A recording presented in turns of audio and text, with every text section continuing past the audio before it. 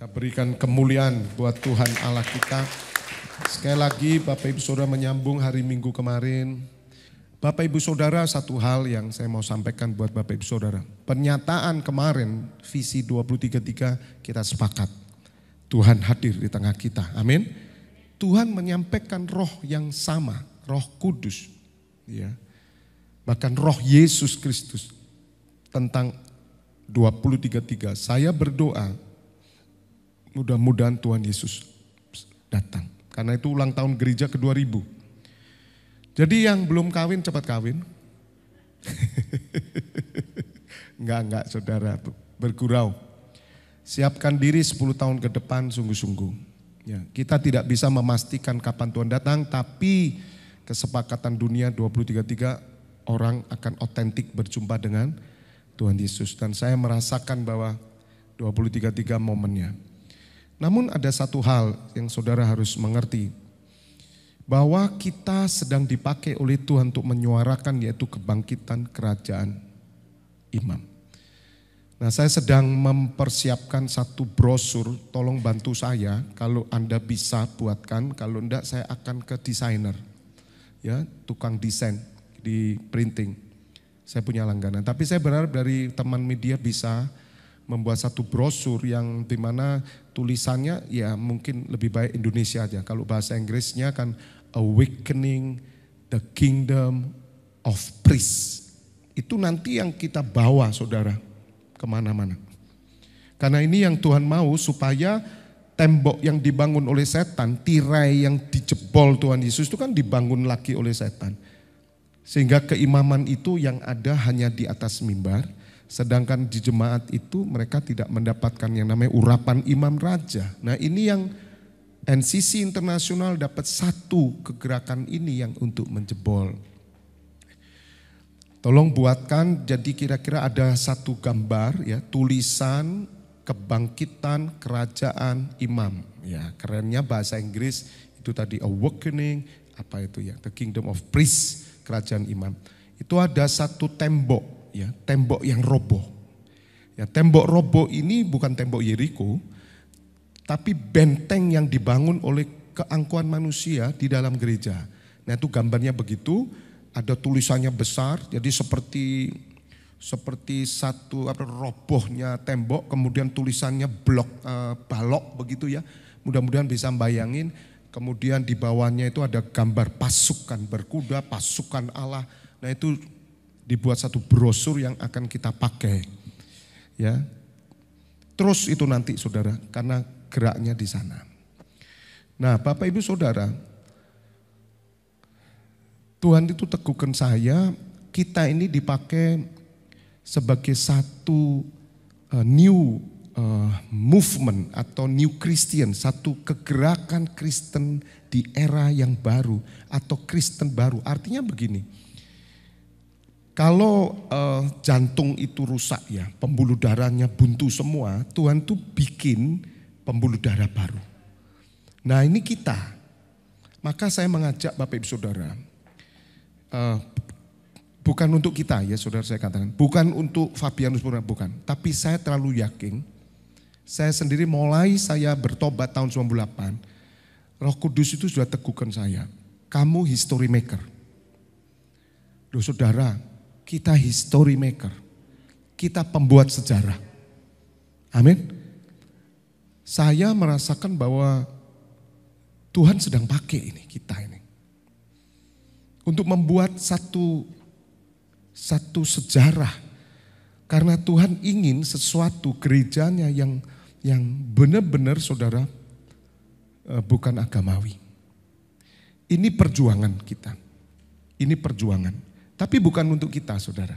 Dan kita tidak perlu merasa harus ibaratnya dengan sekuat tenaga kita artinya memaksakan kehendak kita sampai bisa. Tidak perlu. Kalau itu Tuhan bergerak, ya Tuhan yang ingin, dia yang gerak sendiri. Dia membukakan saudara. Dan saya merasa kita harus membangun itu. Dari apa yang Tuhan tuntun sekarang. Pengajaran-pengajaran yang saya berikan, doktrin keselamatan itu supaya membuka mata setiap orang Kristen tuh saudara. Ini ngomongnya dunia loh. Ini sudah ngomongnya tentang kingdom of God. Ini yang harus dikembalikan kembali. Karena saya melihat tembok ini sedang dipasang, saudara. Masih belum jebol, saudara. Padahal Tuhan Yesus sudah membongkarnya, membuat jemaat masuk ruang Maha Kudus, berdiri sebagai imam.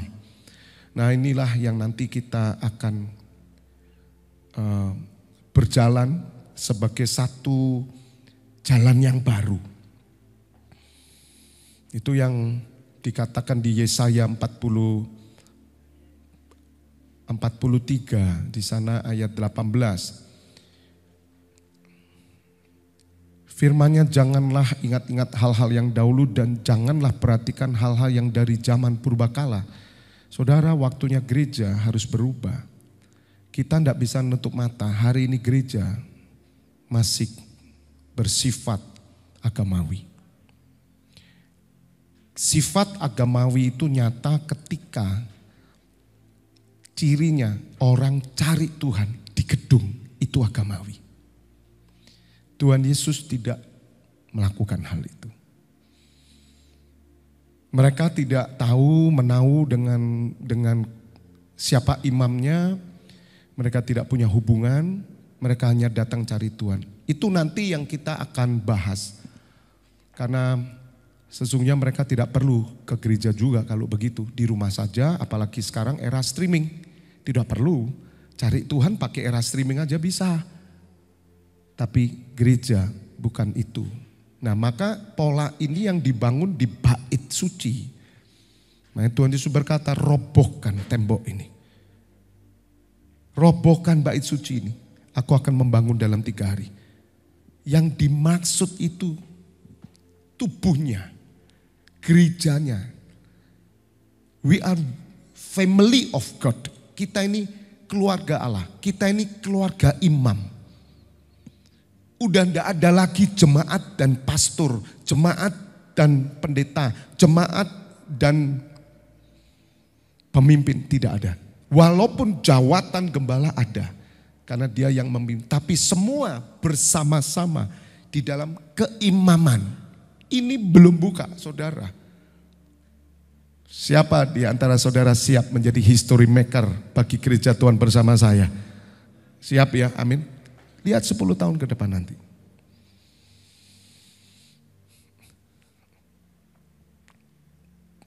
Kita tidak bisa tutup mata. Makanya pengajaran yang saya ajarkan mengarah ke sana. Supaya saudara tahu bukan menjadi orang Kristen biasa, orang Kristen agamawi, orang Kristen bangsa-bangsa yang tidak mengenal Allah yang dia akan disiapkan di tempat yang paling rendah. Tidak bisa, saudara. Ini PR-nya berat. Tapi bukan kita. Biar Tuhan yang kerja. Tapi bersyukur kita kok dipilih. Udah terjadi history maker. Sekarang sudah terjadi. Saudara.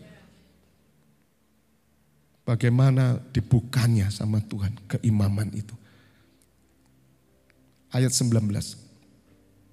Lihat, aku hendak membuat sesuatu yang baru. Saudara, Tuhan itu tidak akan pernah tinggal diam. Karena dia peduli atas gerejanya. Dia bisa membuat jalan yang baru. Dia mencari seorang seperti Yohanes Pembaptis. Mereka yang mau benar-benar mengikuti kebenaran-kebenaran Tuhan yang dijalani dengan hati yang benar-benar murni. Saudara, kalau tidak murni, engkau tidak menemukan jalan baru. Tidak bisa. Dan saya bersyukur mengajak Bapak Ibu Saudara. Siapa yang pernah membayangkan jika seorang bapak tua yang sudah opa-opa, Kolonel Sander, dia bisa menjadi history maker. Ya, ayam dijaketi, kan tidak pernah ada ayam dijaketi, saudara. Ayam pakai jaket. Sejak Kolonel Sander itu bikin. Kan dulu ayam goreng ya goreng biasa. Sekarang kasih tepung dirempai. Siapa yang bayangkan?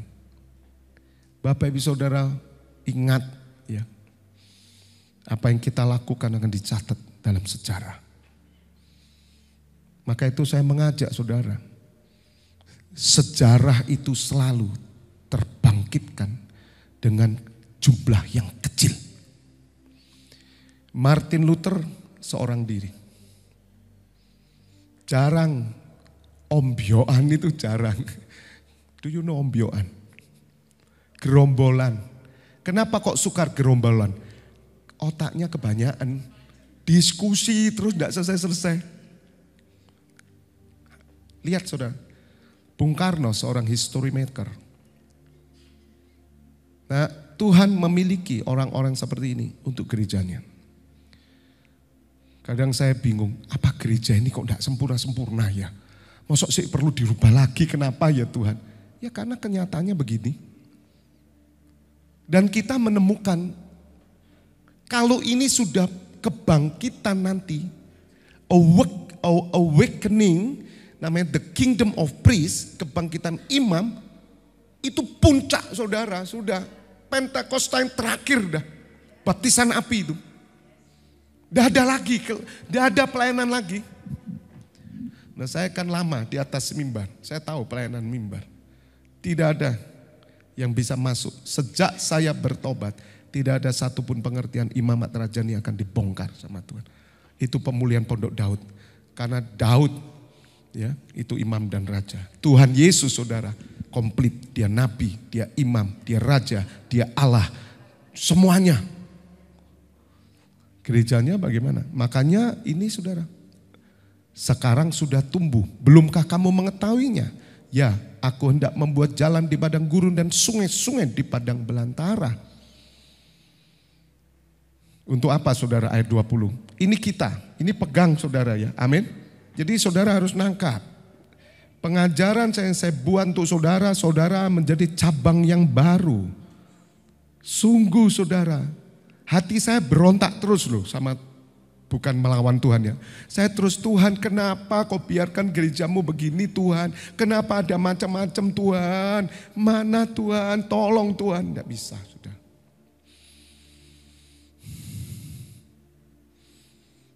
Kelihatannya benar tapi tidak benar. Kelihatannya menyembah, memuliakan Tuhan Yesus tapi juga bukan apa yang Tuhan mau. Tapi kenapa mereka sungguh-sungguh, kenapa Tuhan aku bingung Tuhan.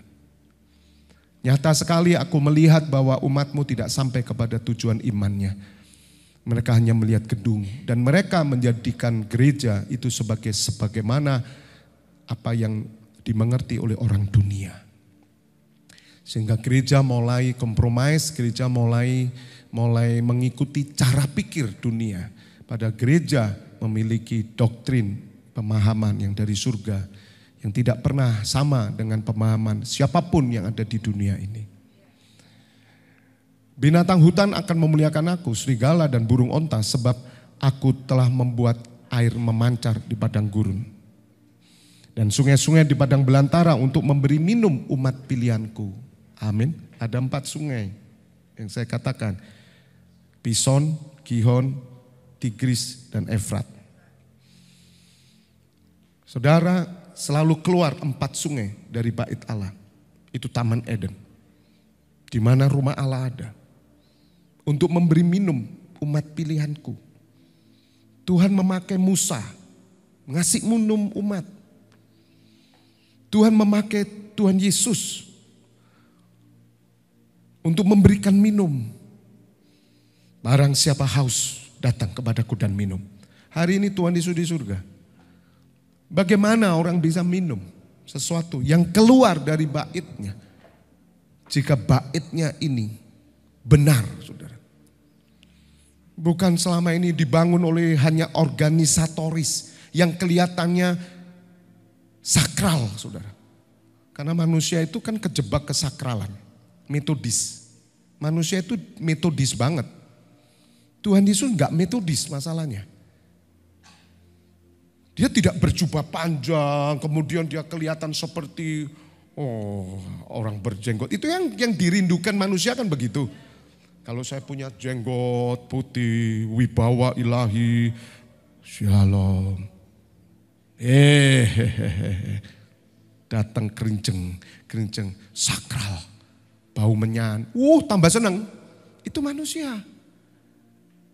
Tuhan merobohkan yang metodis ini. Allah nggak bisa dimetodekan. Allah itu roh. Barang siapa menyembah roh, menyembahnya, sembahlah dalam roh dan kebenaran. Roh nggak bisa metodis. Bukan berarti roh tidak tertib. Tapi memang manusia begitu. Nah ini saudara yang membuat saya gerah. Tapi kembali, saya siapa? Gitu loh. Saya siapa? Tergelitik hati saya. Tuhan saya 3 tahun saya mau ke Las Vegas aja, ke Amerika. Ke sekolah Alkitab saya mau belajar, mendapat gelar sampai doktor, minister, ya, register, meteran. Supaya saya afdol Tuhan. Kan saya didengar. Lulusan dari misalkan Rick Warren. Itu di Saddleback. Ya toh, di mana? California ya di sana. Wah, Pak Wibi dari Rick Warren. Orang mau dengar. Itu metodis semua. Nah ini yang Tuhan mau lakukan sesuatu. Makanya saya sampaikan ya kemarin Senin pagi ya. Yang bodoh dari dunia akan dipilih Allah untuk memalukan orang yang pandai. Yang lemah dipilih Allah untuk memalukan orang yang kuat. Amin. Yang hina dipilih Allah untuk memalukan orang-orang yang hebat. Allah bekerja. Ini saudara, siaplah saudara. Karena pada hari akhir nanti orang tidak cari lagi makan dan minum, tapi dia cari kebenaran gereja. Saudara bertahanlah, sabar ya, sabar. Nanti Kamis saya akan sampaikan kalau Tuhan izinkan tentang kesabaran Ayub, kesabaran seorang petani, itu yang kita mau. Ya, yang bodoh dipilih Allah. Itu tadi tolong tetap aja ya, yang bodoh bagi dunia dipilih Allah. Untuk memalukan orang beriman, apa yang lemah bagi dunia dipilih Allah, memalukan apa yang kuat. Nah inilah yang saya ajar saudara melalui ini, pastor teaching ini, saya ajar saudara tentang hal-hal ini. Supaya kita tidak berkutat pada hal dasar. Mari saudara tingkatkan pengertian saudara, minta Tuhan bahwa aku mencapai pengertian yang diberikan hambamu, maka saudara akan mencapai yang namanya spiritual wisdom. Gitu. Gitu. Bukan menjadikan kita sombong. Semakin kita ada di atas saudara, kita ngerti lebih luas, maka ketika kita melihat orang-orang yang masih belum ke sana, kita menjadi belas kasihan, kita menjadi menuntun gitu ya. Bukan adjust mereka. Tuhan mau kita jadi bidan. Membidani. Sekali lagi, kita bodoh, kita lemah, tapi kita kok dipilih Allah. Amin. Ya, tepuk tangan buat Tuhan Allah kita. Kemudian tadi kembali ke ayat itu, ini sudah pengajaran loh ya. Jadi saudara jangan berpikir saya hanya intermezzo atau prolog. Tidak, saya sudah ngajar ini. Karena tingkat pengertian saudara harus saya bawa kepada bangunan Tuhan. Ya, karena pertumbuhan itu sesuai dengan rangka bangunan ini kemana. Ayat 21, umat yang telah kubentuk bagiku akan apa? Memberitakan kemasyuranku. Bapak Ibu Saudara mari. Saya terlalu yakin kok Bapak Ibu Saudara. Apa yang kita kerjakan ini dicatat dalam kitab kehidupan. Dicatat saudara, menjadi sejarah. Kita sudah melihat NCC internasional. Siapa sih kita saudara? Tapi di situ roh itu bekerja. Tadi pagi saya telepon seorang ibu umur 72 tahun yang memberikan tempat bagi kita untuk dipakai buat fellowship di Bali. Dia punya rumah 3 lantai, lantai dasarnya kosong, dia sering bantu kalau ada gereja perintisan. Tapi kemudian ketemu Ibu Tuti dan ibu ini nanti datang saudara ke Malang juga. Ibu ini pendoa.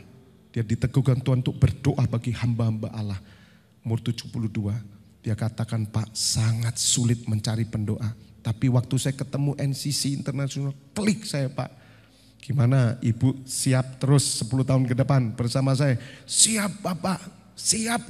Nanti September saya datang. Ya tapi gereja saya kecil loh Bu. Kami komunitas kecil loh sederhana. Oh enggak apa Pak, Tuhan tidak cari besar kecil. Tuhan cari kualitas gereja. Wow. Kok bisa? Jadi Bapak Ibu Saudara harus mengerti mulai sekarang kita ini bergerak dalam pimpinan roh. Dan saudara mengikuti kegerakan ini sambil saudara berjalan dalam persoalan pribadi, pergumulan kebutuhan hidup, berjalanlah. Sebagaimana tadi sore, biar kehendak Tuhan yang jadi. Semua harus berjalan dalam damai sejahtera. Kalau saudara sudah ngerti rancangan besar Tuhan ini, ya sudah rancangan Tuhan yang besar ini prioritinya di sini. Ya, karena Tuhan tidak pernah punya prioriti pada rancangan saudara. Saudara akan dibawa masuk ke rancangannya. Maka orang yang berkata, Tuhan pakai aku, seneng, langsung saudara, maaf ya, otak saudara diubah, jrek, langsung ke otaknya dia. Hati saudara diubah, pikiran saudara, keinginan saudara, hikmat. Loh. Dari mana saudara? Hati. Kalau saudara bilang, Tuhan aku rindu menjadi history maker. Karena aku tahu gereja harus berubah Tuhan. Kan gitu. Beberapa waktu lalu saya akan sampaikan, wah saya kalau melihat teman musik doa pagi, Shalom Pak Febi ngeblak saya. Kemarin tempo hari pernah itu langsung itu, tapi sekali tok. Kemarin gak ono maneh. Ya. Haleluya. Saudara, sungguhlah. Ayolah, sekali lagi, pelayanan itu bukan untuk kebanggaan. Karena kita dulu dibangunnya dengan approach saudara. Wah ini kami pelayanan ke sana, ke sini, ke kota ini, ke Kalimantan saya mimpin. Wah sepertinya ya tidak saudara, bukan itu. Tuhan mau mempersiapkan untuk kedatangan putranya. Dan kita sudah jelas 20:33. Ya, Bapak Ibu Saudara. Saya berharap Bapak Ibu Saudara mengerti ini supaya 4 sungai ini terjadi dalam hidup saudara. Sungai Pison itu berbicara tentang peningkatan. Sungai Gihon berbicara tentang breakthrough, terobosan. Ada terjadi satu lompatan itu terobosan saudara. Tigris itu berbicara tentang bagaimana saudara mengalami percepatan. Itu tadi percepatan. Orang Jawa bilang bondonya, modalnya. Modalnya Pak Febi itu apa? Ya itu tadi. Tuhan, aku mau Tuhan ngerti. Langsung. Kamu bisa ngerti. Yang orang enggak ngerti. Bahkan orang yang sudah belajar S2, kamu kok bisa sampai di sana? Karena Tuhan mencari orang yang mau mengalami percepatan. Kalau saudara mengabaikan, ya yang penting ke gereja rajin dengar firman, sudah kemudian rajin. Tidak begitu. Tidak begitu. Karena Tuhan memberikan level kepada kita. Tingkat pengertian harus ditambahkan. Kemudian Efrat itu be fruitful, buah-buah. Amin. Di dalam kita ada banyak kekurangan, banyak kelemahan. Ekonomi kita, mungkin ada dalam pernikahan kita, mungkin ada dalam hubungan keluarga. Apa saja saudara, ketika Allah memilih saudara dan saudara tetap tegak, lurus, terus, kenceng, Tuhan akan melakukan sesuatu dalam hidup saudara. Tuhan tidak pernah membuang saudara. Karena saudara sudah ada pada bagiannya. Lihat nabi-nabi. Lah nabi kok utang loh. Loh ada tuh. Loh nabi kok utang loh. Itu kan ada nabi. Ya puji Tuhan bukan nabi yang besar saudara. Kalau Nabi Elia, Elisa, Musa, tidak pernah saya dengar utang. Tidak pernah saudara. Haleluya. Ya, Daud juga. Tapi maksud saya, kalau saudara tahu engkau adalah orang yang sudah dipilih Tuhan, engkau masuk bagian dalam rancangannya, saudara, engkau akan tetap diperhitungkan Tuhan. Asal jangan sentuh dosa. Kalau dosa Anda nggak main-main sama Tuhan. Kalau utang itu kan cara manajemen keuangan aja nggak bisa ya. Tapi kalau utang niatmu jahat, kamu berdosa. Tapi saya sarankan tidak perlu berhutang. Kecuali nyowo lain ya. Ibumu sakit, nyawa loh ini rumah sakit. Terpaksa. Makanya saya komitmen sebisa mungkin kalau urusan sakit ya, gereja akan tolong. Sebisa mungkin. Karena orang sakit itu kasihan. Itu aja. Tapi urusan kerjaan saudara, no comment. Tapi sakit nyawa saudara. Katakan amin. Haleluya. Wong yang urusan kerjaan, sumpah yosek tambah lemu kok. Gak kurus-kurus sih. Segeri masih berarti Anda masih survive. Tapi kalau sakit kasihan saudara, kita perlu berpatungan. Puji Tuhan Baksos kemarin kita mengeluarkan dana 3.155.200 rupiah untuk hampir berapa? 82 orang. Tepuk tangan. Semua terlayani. Itu dari saudara itu semua kita. Amin. Ya. Nah Bapak Ibu Saudara, mari kita bersama-sama. Oleh karena itu tolong mereka yang tidak ikut pengajaran, coba dengar pengajaran di siaran ulang itu didengar lagi di YouTube. Supaya nyambung gitu loh. Sebetulnya untuk kaos 2033 itu sebetulnya hati saya gak rela sih kalau memberikan kepada orang yang tidak aktif, orang tidak sungguh-sungguh, tidak rela saya sebetulnya. Sebetulnya saya mau kasih khusus orang-orang yang sungguh-sungguh komitmen yang saya tahu mendampingi saya. Tapi itu tadi ada belas kasihan. Tidak tego saya. Mudah-mudahan dengan diberi kaos itu kesetrum. Waktu pakai itu pengajaran. Waktu pakai doa malam. Wah gitu. Waktu pakai ingat kayak Pak Webi. Wah, amin. Urapan turun. Akhirnya saya bagi karena investasi. Ya. Yohanes 17. Mari kita lihat sekarang. Buka Yohanes 17 ayat 1. Nah, gambar ini tetap pegang dalam catatan saudara. Bahwa visi 2033 membawa saudara semuanya untuk menjadi satu jalan yang baru, menjadi satu aliran baru, ya. Bukan sekte loh saudara kita. Tapi aliran baru Tuhan beri dari pokoknya. Ya. Kita ini cabang yang baru terjadi. NCC International JKI FLTF Church ini adalah cabang yang baru yang membuat aliran sungai Allah tetap bergerak kepada umat Tuhan. Dan Tuhan mengizinkan yang ini biarin dulu. Apa yang saya sampaikan saudara, memang saya tidak punya data tertulis, survei tertulis, tapi survei roh itu saya yakin benar. Karena Tuhan tidak menghendaki umatku menyembah yang bukan dalam roh dan kebenaran. Seolah-olah mereka menyembah Tuhan, tapi mereka menyembah agama. Kristen saja terpecah-pecah, peperang, perang salib dan semuanya. Hati Tuhan belum turun saudara. Bukan berarti Tuhan itu tidak mau menunjukkan karyanya, tidak. Saudara. Tapi Tuhan cari satu tingkat level yang benar-benar sempurna ada pada putranya Yesus Kristus. Maka itu Bapak Ibu Saudara catat ini. ya.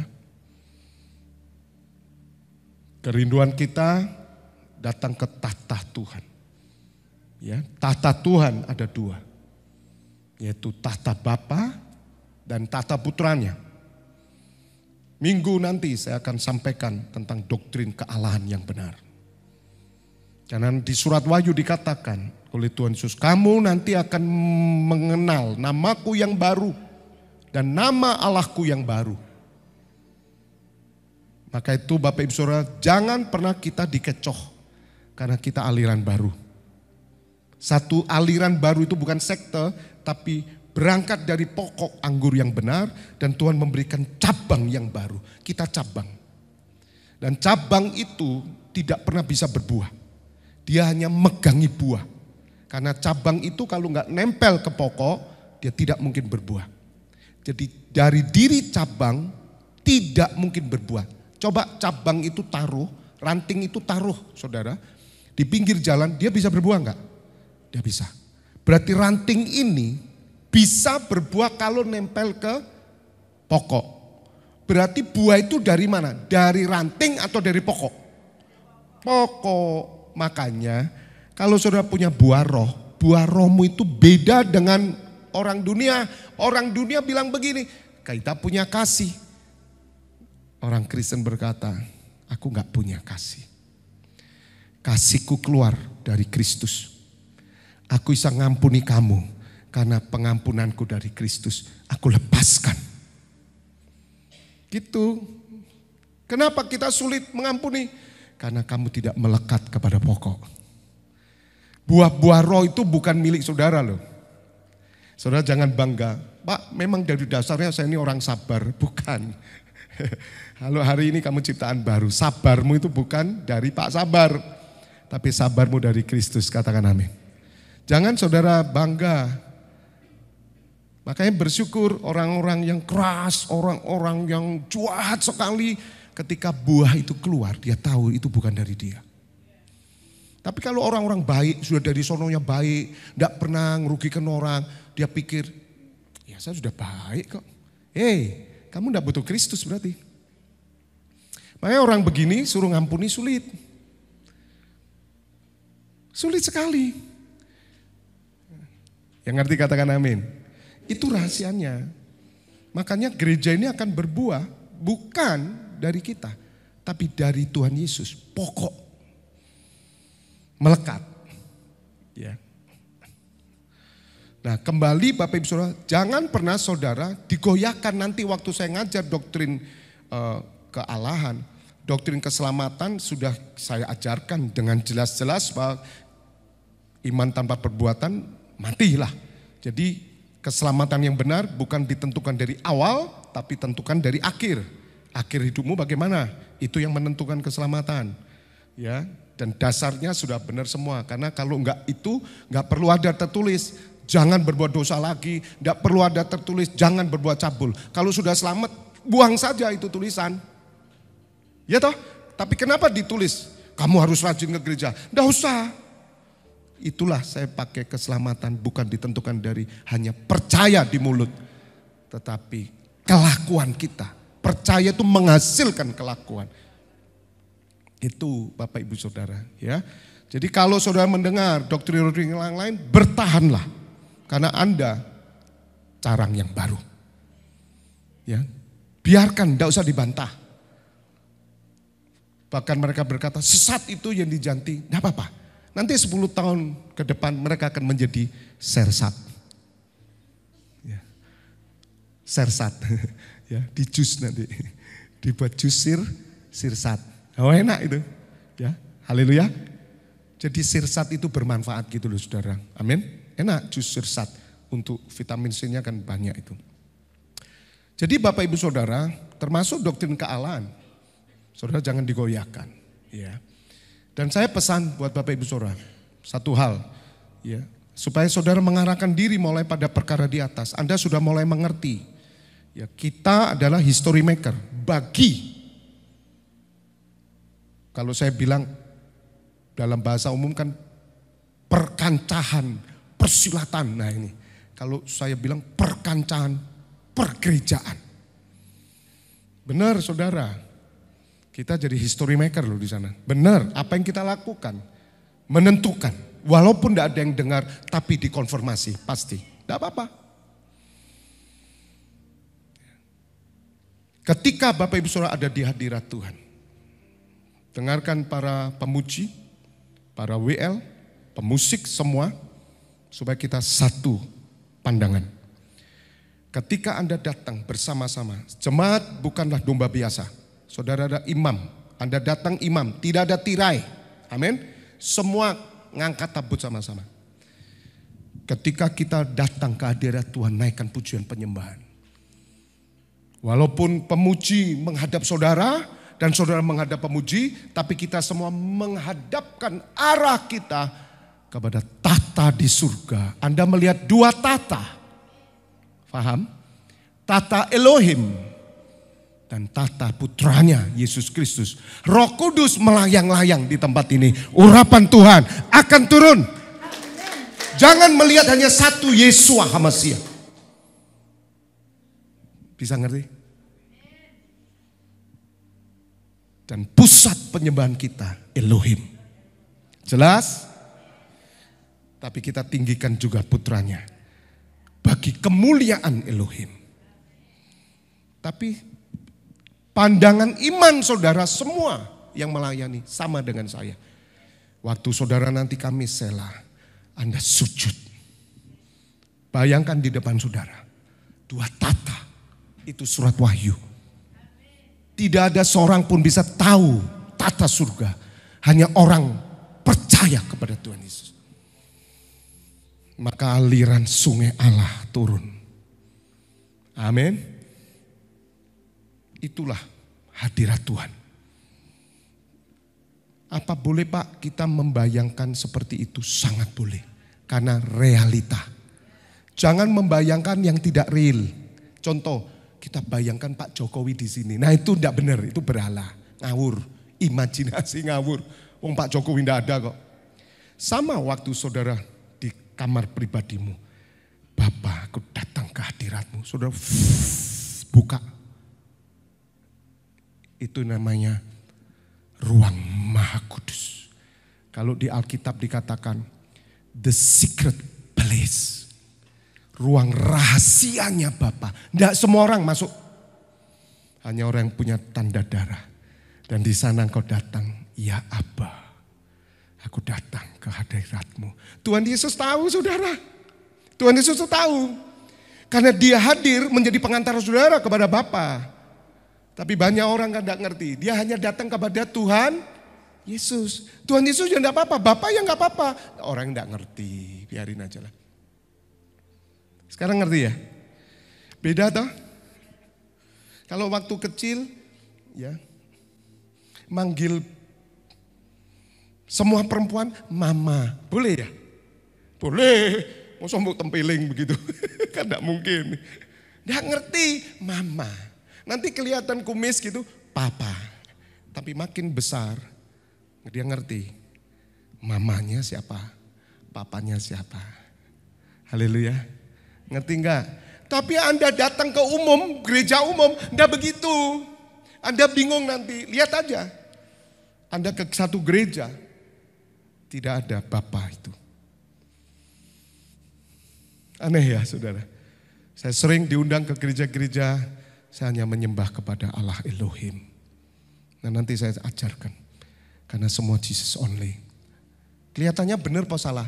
Menurut Bapak gereja penyesatan. Tapi kalau hari ini, ya kalau bagi saya, ya itu tadi anak-anak enggak ngerti kok. Enggak ngerti dia, enggak ngerti sama sekali. Padahal saudara tahu ketika saudara datang ke tatanya. Makanya ada lagu keselamatan bagi Allah. Kenapa kok kata bagi Allah? Itu sebetulnya keselamatan yang di dalam dia. Keselamatan itu di dalam Bapa Elohim. Itu ada lagunya saudara. Keselamatan bagi Allah. Terus apa? Yang duduk dan bertata. Terus? Pada anak domba. Saudara, jadi ada tata Allah dan tata anak domba. Bukan anak domba itu Allah itu. Elohim.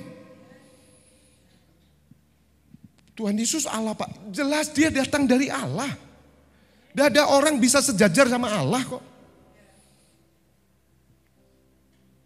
Nah itu nanti saya jelaskan ya. Supaya Bapak Ibu Saudara mengerti bagaimana mencapai tingkat pengertian yang sama.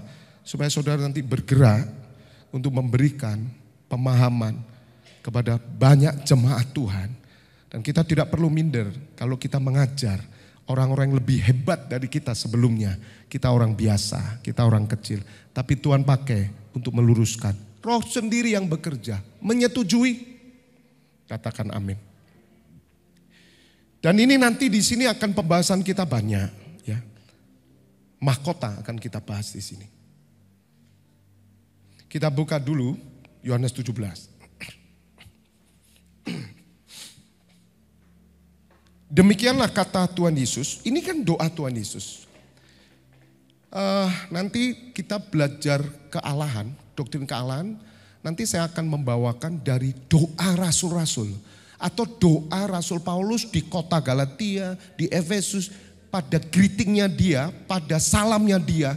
Coba saudara bisa mengenal Allah yang benar itu dari doa rasul. Ada doa Tuhan Yesus, betul? Ada doa rasul-rasul, terutama Paulus dan Petrus dan murid-murid yang lain. Saudara kalau mau tahu Allah yang benar, seseorang ini mengenal Allah, dengerin doanya. Kemana tujuannya? Lah bingung. Rata-rata orang Kristen bingung gak? Bingung. Rata-rata bingung. Tapi bisa diterima? Bisa. Karena ada nama Yesus. Tapi kamu anak-anak. Dan itu yang tidak membuat imanmu akan bertumbuh pesat.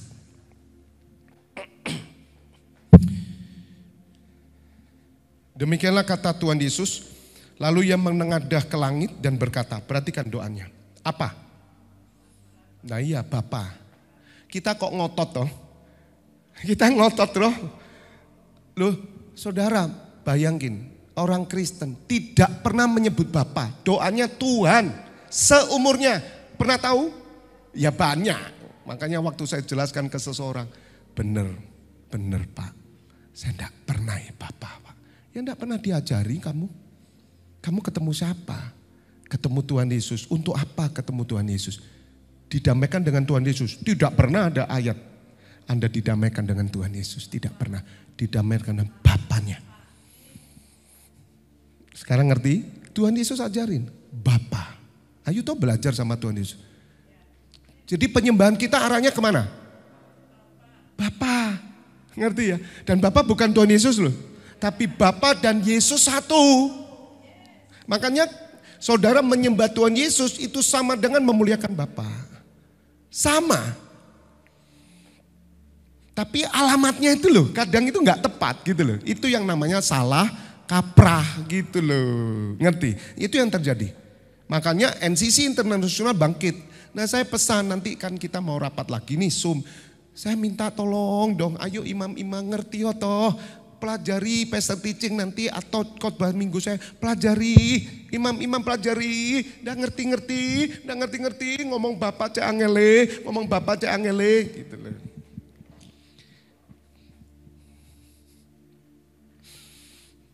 Bapa telah tiba saatnya.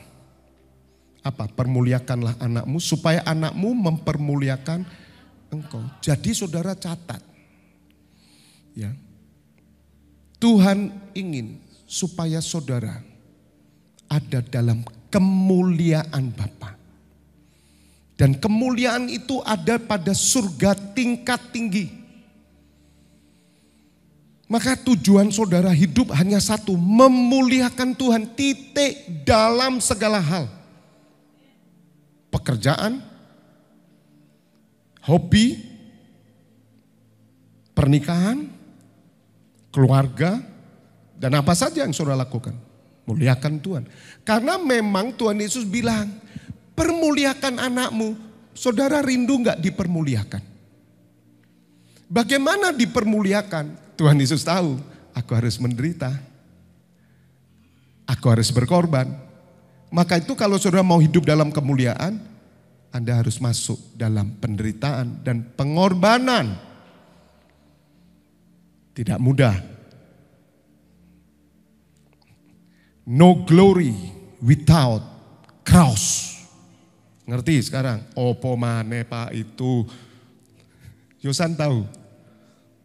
Sing bahasa Inggris kemarin sopo yo? Anu ya, yoga. You speak English for announcement, ya? Okay? Do you understand what I mean? No cross without crown. What is the meaning? My word. You translate in Indonesia. Huh? No cross with no crown without cross. Apa iku rek? Hah? Ya, tidak ada mahkota tanpa salib. Tidak ada saudara. Makanya Tuhan Yesus itu sadar benar. Kalau saudara mau masuk kepada kemuliaan. Tidak ada orang masuk kemuliaan itu ke gereja cuma seminggu sekali. Tidak ada. Wong kuliah sampai pengen gak lulus kok masuk seminggu sekali kok. Betul? 80% absen tidak memenuhi. Tidak ujian sampean. Ya toh? Gitu. Jadi ini jelas dulu, rindukan dulu sama-sama saya. Maka kemuliaan Allah turun. Hanya orang-orang yang merindukan kemuliaan Allah turun kepadanya. Katakan amin. Hanya orang yang menantikan kemuliaan Allah, kemuliaan turun. Orang yang tidak merindukan kemuliaan Allah, tidak ada kemuliaan. Tuhan Yesus permuliakan anakmu. Tuhan Yesus itu minta permuliakan anakmu. Ayat 2, sama seperti engkau telah memberikan kepadanya kuasa atas segala yang hidup, demikian pula ia akan memberikan hidup yang kekal kepada semua yang telah engkau berikan kepadanya. Oh saudara, orang yang merindukan kemuliaan Allah, karena dia tahu siapa dirinya. Dia adalah anak Allah, putra Allah. Saudara tahu, Tuhan memberi otoritas dalam hidup saudara. Itu pegang. Dan otoritasmu memberi kehidupan kepada orang lain. Sama seperti Tuhan Yesus. Makanya target kita itu bukan rasul, tapi Yesua Hamasiah. Ke rasul saja sulit saudara. Makanya kenapa saya ajarkan saudara. Bukan saya sok kuat saudara. Saya lemah. Saya itu lahir mau mati. Saya ini mulai kecil gopok. Do you know gopok?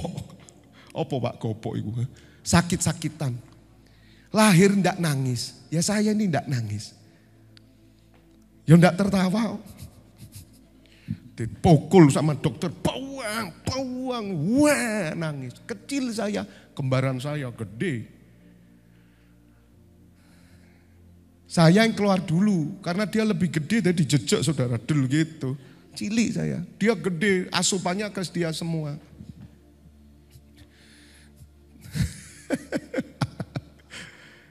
Sakit-sakitan kok saudara saya. Hampir diambil orang. SMP mau mati. Udah kena liver. Saya enggak tahu ceritanya, sudah seperti setengah sadar. Tiba-tiba papa saya kenal seorang dokter. Lagi bertamu loh itu di dokter. Bertamu loh. Ngobrol, anakku sakit. Cepat bawa. Tapi waktu itu saudara luar biasa. Saya enggak ngerti Tuhan waktu itu. Tapi saya tahu ada tangan Tuhan. Aneh ya. Itu kalau digoyang, ranjang itu, saya sakit saudara. Karena liver di sini. Hepatitis A saya. Apa B saya nggak tahu lupa. Digoyang itu kan sakit sekali. Sampai akhirnya saya ini diambil darah, di apapun udah nggak sadar. Tapi waktu sama papa saya dibawa ke Tionghoa Isa, itu Panti Nirmala. Zaman dulu lewat yang rel sepur itu. Ya, masih belum dibangun, masih belum ada lift. Ya sederhana gitu, saya digendong. Waktu digendong itu enggak sakit saudara. Loh kok aneh. Nah waktu naik ke ranjang, saya pulih. Saya makan banyak. Tidak diinfus, tidak diapa. Zaman dulu, mama saya kalau sore hanya bawa itu pisang sama tumo. Anda tahu tumo? Kutu, zaman dulu loh dikasih kutu. Ya saya enggak ngerti pokoknya. Tapi saya tuh heran, sembuh. Nah, saya diingatkan Tuhan itu waktu setelah bertobat. Aku tahu tangan Tuhan sedang bekerja. Ya, udah mau ngelewati kematian gitu, lolos. Di situ Tuhan bekerja. Jadi bukan karena saya sehat, kuat. Tapi saya mengejar, saudara. Saya mengejar. Tuhan, muliakanlah aku. Sebagaimana kemuliaan yang aku peroleh. Karena Tuhan tahu kemuliaan yang diberikan itu menghidupkan orang lain. Menghidupkan jemaat. Menghidupkan orang yang tidak percaya. Mungkin tidak di kota Malang, tapi bisa di Spanyol, bisa di Amerika, bisa di Korea Utara. Roh Tuhan bekerja melalui saudara. Setiap roh bekerja selalu melalui baitnya.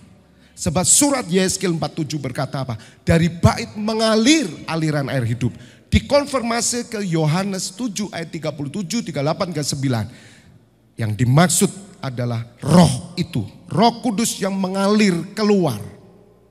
Saudara, Tuhan mencari orang yang mau mengejar kemuliaan. Maka rohnya akan melalui orang itu bergerak sesuai dengan mulut yang kau keluarkan. Dimanapun engkau berkata-kata, nubuat terjadi, kuasa Tuhan dinyatakan. Katakan amin, katakan amin, katakan amin. Yeskel 47. Oh saudara, Yeskel 47 pelajari. Selalu dari dalam bait suci keluar aliran air hidup. Taman Eden mengeluarkan 4 sungai. Itu roh. Roh bekerja, dia selalu cari bait. Hari ini mana baitnya? Apa gedung? Tidak. Baitnya adalah saudara dan saya dan kumpulan para imam. Hari ini ya saudara, apa yang kita lakukan mungkin kita masih belum tahu. Tapi one day nanti Tuhan Yesus akan tunjukkan. Anda berdoa, syafaat. Ada orang-orang di belahan dunia yang lain bertobat. Kamu dapat upah.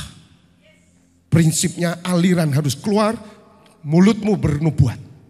Makanya surat Wahyu berkata, sekali lagi bernubuatlah. Saudara, iblis tahu konsep ini. Dikunci mulut saudara dengan perkataan kotor. Najis. Perkataanmu gak suci, dikunci sama setan, tidak terjadi. Bisa ngerti sekarang? Kenapa Tuhan butuh mulut yang bersih? Ya bukan gosok gigi. Mulut yang murni, bersih. Bersih. Jangan saudara, sesuatu yang najis keluar, jangan yang kotor, bohong, sesuatu yang tidak benar. Seperti Nabi Yesaya ketika dia ketemu dengan Allah Yahweh. Dia katakan apa? Yesaya 6 ayat 1. Ayo saya tunjukkan. Dia bilang gini, holy, holy, holy. Kenapa 3 holy-nya? Karena dia melihat tahta Allah menjulang tinggi. Dia ketemu Bapa Yahweh. Dan dia melihat dalam roh Masihan itu putranya dan Holy Spirit. Apa yang terjadi saudara? Dalam tahun matinya Raja Uzia, aku melihat Tuhan duduk di atas tahta yang tinggi dan menjulang. Dan ujung jubahnya memenuhi bait suci. Lihat, bait suci selalu jadi tahtanya. Maka Tuhan Yesus berkata, robohkan gedung ini. Aku akan membangun 3 hari. Marah. Kami membangun 7 tahun ya, ditulis. Orang ini mau merobohkan dan membangun 3 hari. Siapa dia? Tapi Tuhan Yesus berkata bukan kepada fisik ini. Tapi dia akan bangun tubuh yang baru. Hari ini gak ada saudara gitu loh. Walaupun saya tahu ada beberapa kelompok yang ngerti ini. Tapi semua dikuasai oleh gedung bait suci. Bukan tubuh Tuhan. Bisa ngerti ya? Makanya perpecahan terjadi. Doakan kita dipakai untuk merontokkan tembok perpecahan. Kita harus siap. Tidak ada nama, tidak ada denominasi apapun. Walaupun ada eksistensi setiap persekutuan. Tapi satu nama yang kita tinggikan, nama Yeshua HaMashiach. Dan kita menyembah kepada Bapa Elohim. Satu. Sampai saya itu cita-cita gini. Ayo mari robohkan semua ya. Malang cuma satu gereja yang benar. Bisa tidak? Ora iso, saudara. Tidak iso. Kalau saya ngelawan mati saya, itu pekerjaan roh. Berarti Tuhan punya rencana. Biarkan aja. Amin. Bukan kita, saudara. Biar dia. Jadi Bapak Ibu Saudara harus mengerti bahwa dari bait suci itu pekerjaan roh selalu begitu. Ya, Yesaya 47, nanti saudara baca dari ayat 1, itu mengalir namanya aliran sungai. Ya. Semata kaki, selutut, sepinggang, seleher, sampai berenang-renang. Dan air itu, air yang menghidupkan. Dia lewat air asin, air itu jadi tawar. Dia lewat air pahit, air itu jadi air yang murni, yang menghidupkan. Dia ngelewati semuanya, tumbuh semua. Itu roh. Di mana roh itu keluar? Melalui hati dan mulut saudara. Maka Nabi Yesaya berkata, Holy, holy is the Lord. Kudus, kudus, kuduslah Tuhan. Allah semesta alam. Kembali ke Yesaya 6 ayat 1. Saya mau tutup ya. Ini yang terjadi di Janti ini loh saudara. Katakan amin. Saya membawa saudara kepada realita surga. Realita kehadiran Elohim. Kehadiran Yeshua Hamasiah yang bukan dibatasi tembok. Bukan. Gak bisa. Relation. Maka saudara harus punya gambaran pengertian yang benar. Ayat 2. Para serafim itu malaikat tadi sore saya berkata. Ada malaikat di samping saudara yang melayani saudara. Katakan amin. Tuhan perintahkan malaikatnya itu di sampingmu saudara. Dia bisa mengingatkan saudara. Dia bisa tolong saudara. Dia bisa lakukan sesuatu. Ada malaikat hanya bagi orang yang mengejar kemuliaan.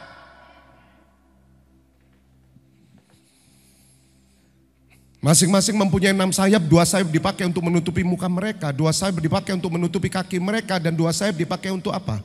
Melayang-layang. 3. Dan mereka berseru seorang kepada seorang katanya, kudus, kudus, kuduslah Tuhan semesta alam. Seluruh bumi penuh kemuliaannya. 4. Maka bergoyanglah alas ambang pintu disebabkan suara orang yang berseru itu dan rumah itu pun penuhlah dengan asap. Saudara, pengenalan yang benar menggoncangkan alam semesta. Maka itu Yohanes 17 ayat 3 Tuhan Yesus berkata. Lihat, ini nyambungnya di Yohanes 17 ayat 3 Tuhan berkata apa? Inilah hidup yang kekal itu, yaitu bahwa mereka mengenal Engkau Elohim, Allah yang kudus, satu-satunya Allah yang benar. Ini Allahnya orang Kristen. Bukan sekedar Anda berkata Yesus, bukan sekedar itu. Yesus Tuhan karena dia berasal dari Bapa. Ketuhanannya dia dari Bapa. Bapak Ibu Saudara lihat. Makanya kalau saudara mengenal benar, serius ya sama Tuhan, kau akan kenal. Kalau keseriusanmu hanya untuk duit saudara, untuk berkat jasmani, supaya kamu selamat, supaya ini, saudara kamu tidak kenal dia. Matamu tertutup. Seperti murid Tuhan Yesus yang kecewa ketika Tuhan Yesus mati. Mereka berharap Tuhan Yesus menjadi raja, tolong mereka soal ekonomi. Isu besar dunia kan cuma ekonomi toh saudara. Tidak ada lagi isunya, duit isunya itu. Wah Tuhan Yesus mati dah. Gak ada lagi yang bisa ngasih makan 5.000 orang. Gak ada yang sembuhin. Udah ayo keluar dari Yerusalem ke Emmaus. Di tengah jalan Tuhan Yesus datang. Tidak ketok mereka. Orang-orang yang mengejar Tuhan hanya untuk kebutuhan hidup. Dan dia akan masuk kemuliaan Tuhan. Dan tidak kenal siapa Tuhan. Cetek sekali ilmunya. Maka itu muncul saudara. Mereka mengenal engkau satu-satunya Allah yang benar. Dan mengenal Yesus Kristus yang telah engkau utus. Kenal loh saudara. Nah ini nanti kita bahas. Jadi di Yesaya 6 tadi, ayat yang berapa? Kelima ya. Kudus, kudus. Ya, keempatnya tadi. Dan berseru 3. Mereka berseru seorang kepada seorang. Kudus, kudus, kuduslah Tuhan semesta alam, seluruh bumi penuh kemuliaannya. Ayat 4. Maka bergoyanglah alas ambang pintu. Disebab suara orang yang berseru itu, dan rumah itu pun penuhlah dengan asap. Saudara rindu enggak di tempat ini yang namanya Shekinah Glory turun? Kenal Bapa, kenal Yesua Masia, kenal Roh Kudus, Shekinah turun. Dan itu tidak usah dibuat. Saya tidak pernah mau membuat apa-apa tentang kemuliaannya. Saya berkata, Tuhan, kalau itu Engkau nyatakanlah hadirmu sendiri. Anda harus ngalami bukan karena hipnotis saya. Bukan karena tuntunan imajinasi saudara saya putar sampai saudara terinspirasi. No. Biar Roh Allah saja yang kerja. Karena itu yang Tuhan inginkan. Aku yang kerja sendiri. Kamu hanya membuka ruang. Ajak umatku mengenal aku. Mengenal putraku. Mengenal roh yang kuberikan. Maka ambang pintu bait suci terbuka saudara. Tepuk tangan yang meriah bagi Allah kita. 5 terakhir. Lalu kataku, celakalah aku. Aku binasa. Sebab aku ini seorang yang najis bibir. Dan aku tinggal di tengah-tengah bangsa yang najis bibir. Namun mataku telah melihat Sang Raja, yakni Tuhan semesta alam. Ayat 6. Baru di sini seorang daripada serapin itu terbang mendapatkan aku. Di tangannya ada bara yang diambilnya dengan sepit dari atas mezbah. Bayangan saya arang disapit, begitulah ya. Bayangan gampang saya itu arang dijepit gitu. Ayat 7-nya ditaruh mana? Perut ah. Kenapa kok enggak perut saudara? Nyonyo. Maka terus kenapa? Ayo, Tuhan butuh mulut kita mengeluarkan roh. Makanya anak muda juga hati-hati. Mulutmu harimaumu, itu betul. Kalau kamu mau melihat hari-harimu baik, jagalah lidahmu dari perkataan yang jahat. Ya, itu bukan ngomong-ngomong artinya guyonan, kemudian pak jangan guyonan. Jaga mulut, bukan. Kenapa? Yang pertama mulut. Tuhan butuh mulut kita. Karena firman itu di hati dan mulutmu. Hari ini dihancurkan sama iblis mulut ini. Tukang gosip, tukang fitnah, omong kotor, najis, sumpah, serapah. Kamu tidak akan mengeluarkan roh. Komplain nasib. Saudara, sekarang ngerti ya. Lihat ini telah menyentuh bibirmu, maka kesalahanmu telah dihapus dan dosamu telah diampuni. 8. Lalu aku mendengar suara Tuhan berkata, siapakah yang akan kuutus? Saudara, Tuhan butuh apa? Kepandaian saudara? Talenta saudara? Dia butuh mulutmu. Ini tidak main-main saudara, dosa lidah ini. Makanya orang yang lahir baru mulutnya berubah. Kalau ada orang Kristen mulutnya masih kasar, ya, ngomongnya meso-meso. Saudara, orang ini tidak pernah dialiri roh sampai mati. Kecuali bertobat. Dan apa yang dia rindukan tidak pernah terjadi dalam hidupnya. Tidak pernah terjadi.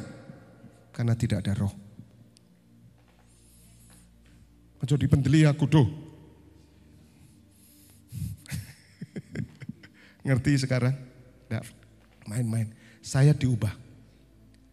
Setiap kita sama kok dulu. Kotor kita ini, jahat. Karena ini berhubungan dengan yang diutus. Dan siapakah yang mau pergi untuk aku? Maka sautku, ini aku, utuslah aku setelah ditahirkan. Saudara. Dan Yesaya berkata, aku ada di bangsa yang najis bibir Tuhan. Ya memang tonggomu mesa-meso tiap hari. Ya jangan ketularan kayak beo sampean. Biasa kumpul ambil, maaf ya, dengan orang-orang, minta maaf, orang yang kasar. Anda kumpul terus noai duduk situ. Meso-meso Anda. Makanya ngapain duduk di situ, enggak usah. Duduk di sini. Katakan amin. Cari orang benar. Jangan cari orang baik. Loh, baik Pak, aku yo dikai rokok barang kok Pak. Loh, kon ngerokok sih an. Aku dikai rokok sih Pak, ngombe yo dikai, ngombe apa? Beras kencur ya Pak.